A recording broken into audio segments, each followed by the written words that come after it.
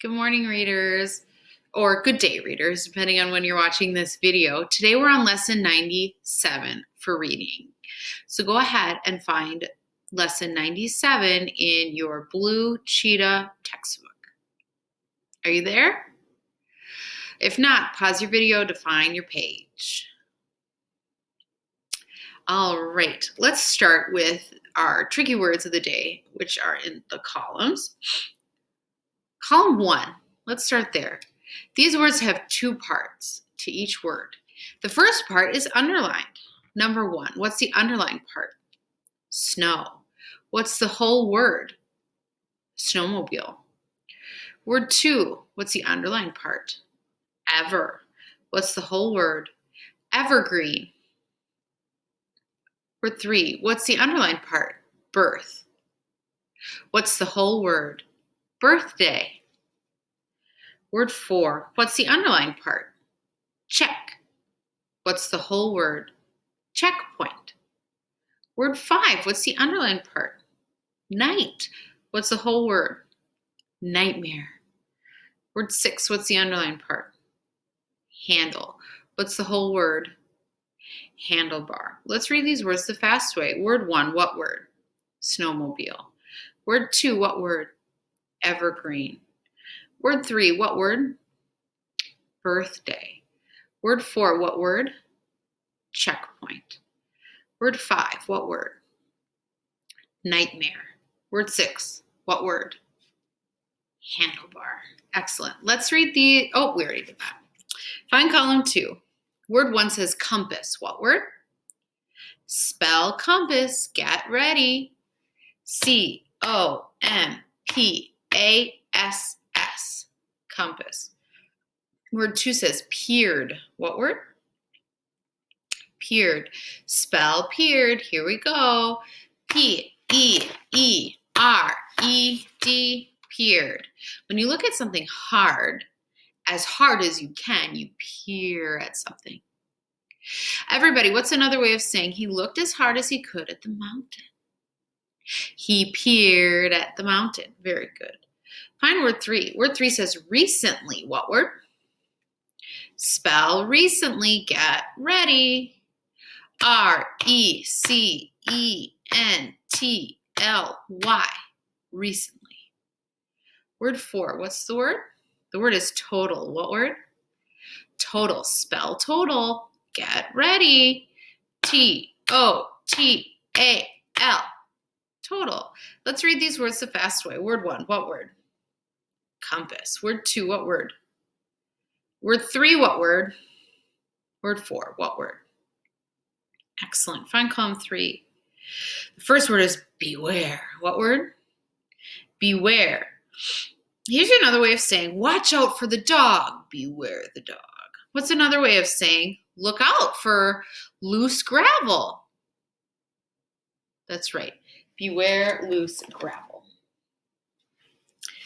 Word 2 is plunge. What word? Plunge. If something plunges into the water, it dives into the water. What's another way of saying he dove into the water? He plunged into the water. Very good. Word 3 says visibility. What word? Word 4 says scent. What word? And that's the kind of scent like, not the scent like the kind that you use to buy things. All right. Word number 1 is beware. What word? Word 2, what word? Word 3, what word? Word 4, what word? Very good.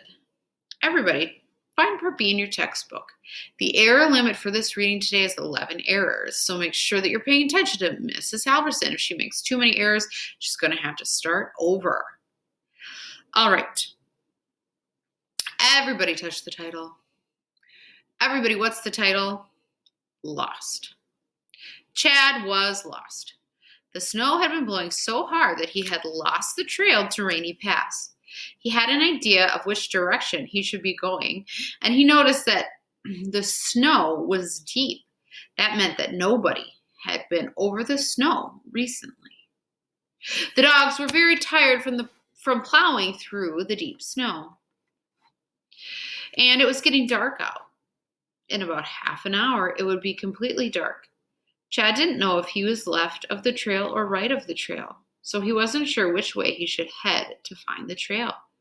He decided that the best thing to do was not to find the trail, but to find the checkpoint. He turned on the light that was on his hat. He took out his compass and looked at the direction his sled was heading. It was going too far to the north. Chad knew that this part of the trail went almost straight west on its way to Rainy Pass. He also noticed that the slopes he was going over were too steep. Both those clues told him that he should just turn left and head straight west. That's what he did. Listen to that part again. Chad didn't know if he was left of the trail or right of the trail, so he wasn't sure which way he should head to find the trail. He decided that the best thing to do was not to find the trail, but to find the checkpoint. He turned on the light that was on his hat. He took out his compass and looked at the direction his sled was heading. It was going too far to the north. Chad knew that this part of the trail went almost straight west on its way to Rainy Pass. He also noticed that the slopes he was going over were too steep. Both those clues told him that he should just turn left and head straight west. That is what he did. Okay, so if you look at the picture there, the place on the map where Chad is that blue trail. Do you see it? Okay, so he knew that he was heading too far north. So where he is, kind of where the trees start, he's going to head straight west. Will he find the trail then if he heads straight west? Yeah, he will. All right, let's keep reading. A half hour later, in almost total darkness, the wind died down. The blowing snow settled from the air. Chad peered to the north to see where the mountains were. Yes, he said, the mountains were where they should be. That meant that Chad was going in the right direction. A moment later, he looked ahead, and he could see the lights from the lodge at Rainy Pass. Yes, he repeated. Yes. He could also see the trail. It was just a little bit to his right. The dogs seemed to pep up. They could see the lights and smell the food from the checkpoint. Mush, Chad yelled, and the dogs pulled hard. You guys are lucky, he said to his team. If you had just an ordinary musher, you might have to spend all night on the trail. Tonight, you'll have a real treat. What's the treat? That they'll spend the night on the checkpoint, not on the trail. Everybody, did Chad think he was better than an ordinary musher? Yeah, he did. Let's keep reading. The wind started up again, blowing swirls of snow and making it impossible for Chad to see anything but snow. Come on, you guys, he said to his team. The sooner you reach those lights, the sooner we'll be able to rest in real comfort. About 20 minutes later, Chad entered the checkpoint at Rainy Pass. A lot of people were there, and most of them looked worried. One of the first questions that the officials asked Chad was, "Did you see any other teams?" "No," Chad said. "Well, 2 teams are missing. Number 58 and number 60. Chad explained how he may have passed them without knowing. "I lost the trail for a while. I went too far north, but I cut back and went west." "How was the visibility out there?" "Most of the time, I couldn't see the lead dogs." As Chad was unpacking, unhitching his dogs, and feeding them, the officials continued to ask questions. Then they said, "We're going to take some snowmobiles back along the trail and see if we can find 58 and 60. We're thinking of going down the regular trail and also going back along the route that you took. If their dogs pick up the scent of your dogs, they may try to take the same route you took." How many mushers were missing? 2. How did the officials plan to search for them? That's right, with snowmobiles. Why did they want to go back along Chad's trail as well as the regular trail?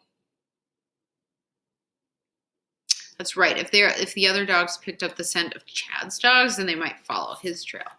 Let's keep reading. Chad tried to describe his route, but he could see that the officials were not able to understand all the things he explained. At last, Chad said, If you can drive me down the trail a mile or so, I can show you where to go.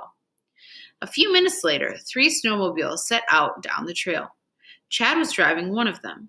The wind had stopped. When the snowmobiles came to the place where Chad had joined the trail, he pointed out the route he had taken. The other 2 snowmobiles went back along Chad's trail and the regular trail. Chad drove his snowmobile back to the checkpoint.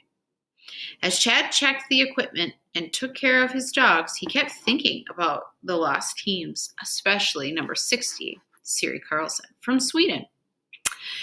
What was she doing now? Was she okay? Would they find her? Chad didn't find out until the next morning. He slept in the lodge that night on a real bed. What a treat.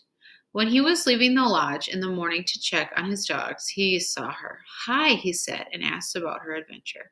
She told him that she had lost the trail and the sled had tumbled down a slope. 2 of her dogs were injured, and a runner on her sled was broken. Chad wanted to help her fix the sled, but that was against the rules. So he wished her good luck. Then he said, "I hope to see you on the trail tomorrow." She smiled and said, "I'll be there, don't worry." When did Chad finally see Siri Carlson? That's right, the next morning. What had happened to her? She got lost. Her sled rolled down a hill and broke a runner, and 2 of her dogs were hurt. Everybody, did she plan to continue the race? Yes. She must be pretty brave. Do you think Chad will see her again on the trail? Maybe. Who is in the picture? That's right, Chad and Siri. Where are they? That's right, outside on Rainy Pass. In the morning.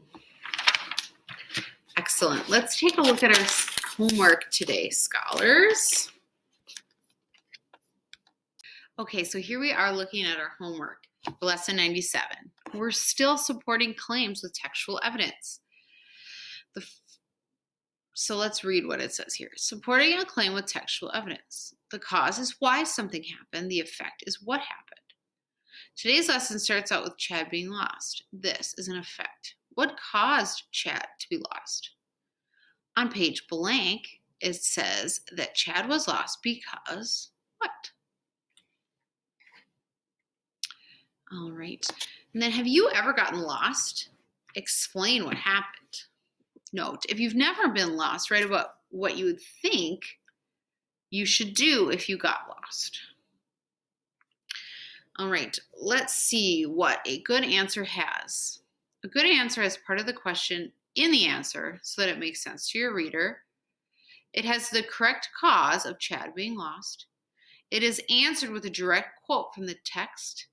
It has a thoughtful text-to-self or text-to-text connection, and it has capitalization and proper punctuation. Scholars, don't go through this and just check yes and think that that's what you're being graded on. I read your answers, and I decide if you have all of those things. The reason that we have a rubric there is that you can check it and make sure that you're hitting all 5 of those areas to get a 5 out of 5. Okay? Happy reading, and I'll see you tomorrow.